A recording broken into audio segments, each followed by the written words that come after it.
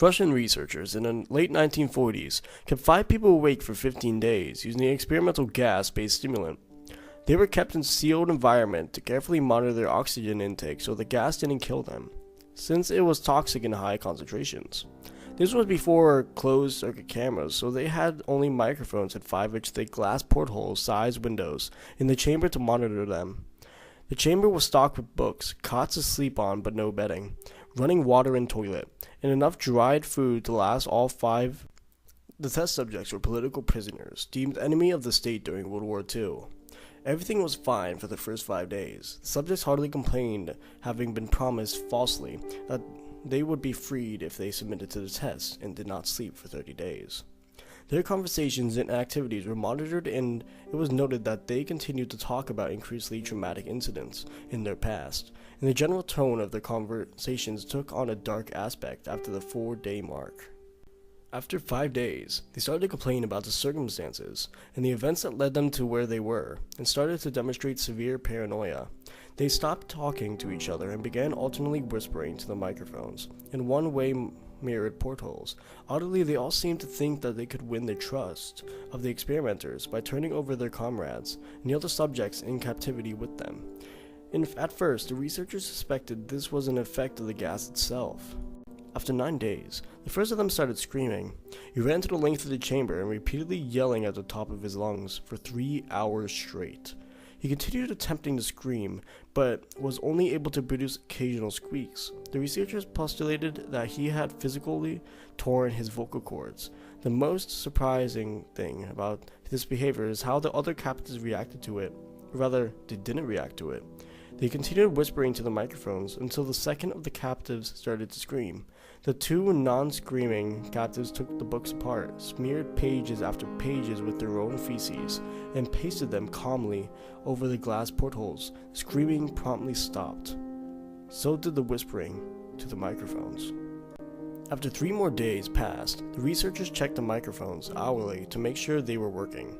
Since they thought it was impossible that no sound could be coming with 5 people inside, the oxygen consumption in the chamber indicated that all 5 must still be alive. In fact, it was the amount of oxygen 5 people would consume at a very heavy level of strenuous exercise. On the morning of the 14th day, the researchers did something they said they would not do to get a reaction from the captives. They used the intercom inside the chamber, hoping to provoke any response from the captives they were afraid were either dead or vegetables. They announced, "We are opening the chamber, the chest of microphones. Step away from the door and lie flat on the floor, or you will be shot. Compliance will earn one of your independent freedom." To their surprise, they heard a single phrase in the calm voice response. "We no longer want to be freed." Debate broke out among the researchers and the military forces funding the research. Unable to provoke any more responses using the intercom, it was finally decided to open the chamber at midnight on the 15th day. The chamber was flushed of the stimulant gas and filled with fresh air, and immediately voices from the microphones began to object. 3 different voices began to begging, as if pleading for the life of loved ones, to turn the gas back on. The chamber was opened and soldiers sent in to retrieve the test subjects. They began to scream louder than ever, and so did the soldiers when they saw what was inside. 4 of the 5 subjects were still alive, although no one could rightly call the state that any of them in alive. The food rations past day 5 had not been so much as touched. There were chunks of meat from the dead test subjects' thighs and chest stuffed into the drain in the center of the chamber, blocking the drain and allowing 4 inches of water to accumulate on the floor. Precisely how much of the water on the floor was actually blood was never determined. All 4 surviving test subjects also had large portions of muscle and skin torn away from their bodies. The destruction of flesh and exposed bone on their fingertips indicated that the wounds were inflicted by hand, not with teeth as the researchers initially thought. Closer examination of the position of and angles of the wounds indicated that most of it, not all of them, were self-inflicted. The abdominal organs below the ribcage of all 4 test subjects had been removed, while the heart, lungs, and diaphragm remained in place. The skin and most of the muscles attached to the ribs had been ripped off, exposed the lungs through the ribcage. All the blood vessels and organs remained intact. They had just been taken out and laid on the floor, fanning out around the eviscerated but still living bodies of the subjects. The digestive tract of all four could be seen to be working, digesting food.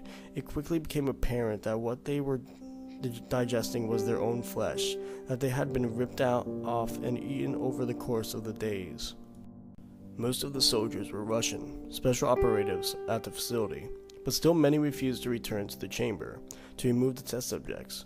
They continued to scream to be left in the chamber and alternately begged and demanded the gas to be turned back on, lest they fell asleep. To everyone's surprise, the test subjects put up a fierce fight in the process of being removed from the chamber. One of the Russian soldiers died from having his throat ripped out. Another was gravely injured by having his testicles ripped off, and the artery in his legs severed by one of the subject's teeth. Another 5 of the soldiers lost their lives if you count ones that committed suicide in the weeks following the incident.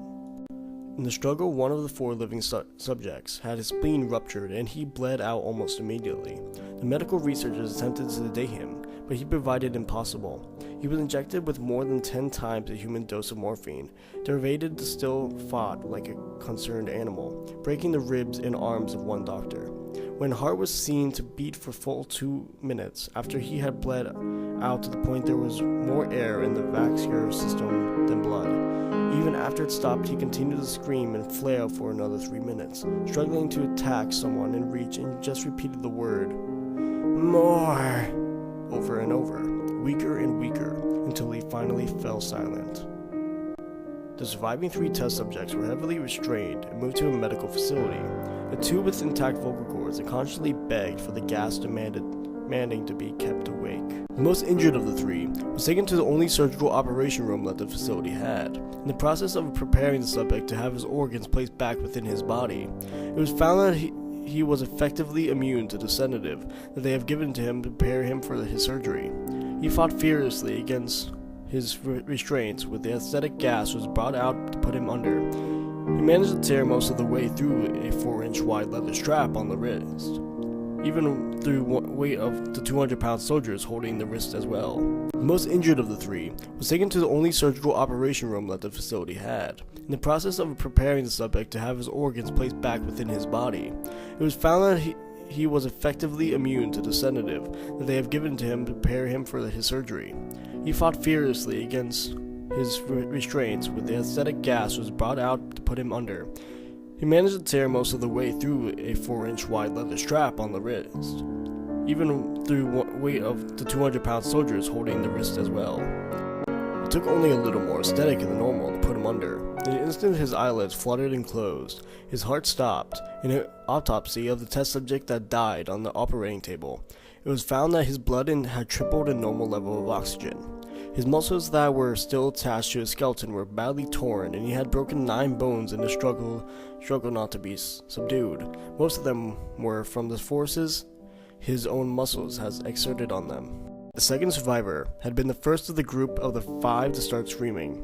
His vocal cords destroyed, he was unable to beg or object to surgery, and he only reacted by shaking his head violently in disapproval when the anesthetic gas was brought near him.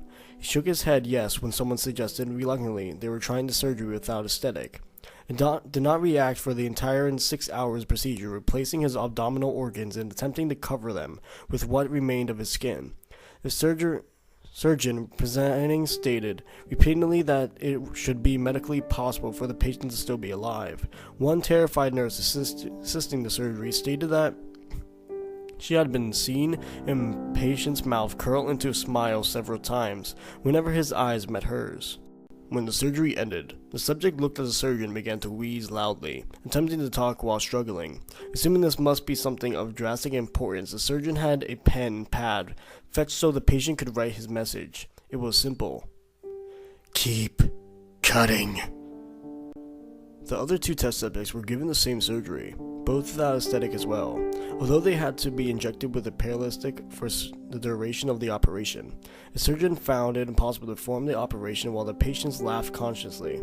Once paralyzed, the subject could only follow the intending researchers with their eyes. The peristaltic cleared their system in an abnormal short period of time, and they were soon trying to escape their bonds. The moment they could speak, they were again asking for the stimulant gas. The researchers tried asking why they had injured themselves, why they had ripped out their own guts, and why they wanted to be given the gas again. Only one response was given. "I must remain awake." All 3 test subjects' restraints were forced and they were placed back into the chambers awaiting determination as to what should be done with them. The researchers, facing the wrath of their military benefactors for having failed the stated goals of their project, considered euthanizing the surviving subject. The commanding officer and ex-KGB instead saw potential and wanted to see what would happen if they were put back on the gas. The researchers strongly objected, but were overruled.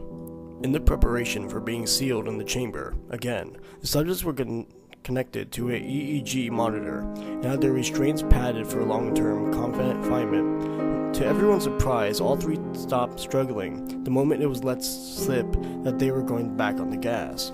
It was obviously that at this point all 3 were put upon a great struggle to stay awake. One of the subjects that could speak was humming loudly and consciously. The mute subject was strained his legs against the leather bond with all his might. First left, then right, then left again, for something to focus on. The remaining subject was holding his head off his pillow and blinking rapidly. Having been the first to be wired for EEG, most of the researchers were monitoring his brain waves in surprise. They were normal most of the time, but sometimes flatlined inexplicably. It looked as if he were repeatedly suffering brain death before returning to normal. As they focused on paper scrolling out of the brainwave monitor, only one nurse saw his eyes slip shut in the same moment his head hit the pillow.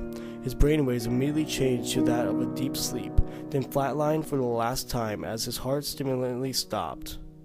The only remaining subject that could speak started screaming to be sealed, and now his brainwaves showed the same flat lines as one who had just died from falling asleep. The commander gave an order to seal the chamber with both subjects inside, as well as 3 researchers. One of the named 3 immediately drew his gun and shot the commander point blank between the eyes, then turned the gun on the mute subject and blew his brains out as well. He pointed the gun at the remaining subject, still restrained to the bed as the remaining member of the medical and research team fled the room. "I won't be locked in here with these things, not with you!" he screamed at the man strapped to the table. "What are you?" he demanded. "I must know!" The subject smiled.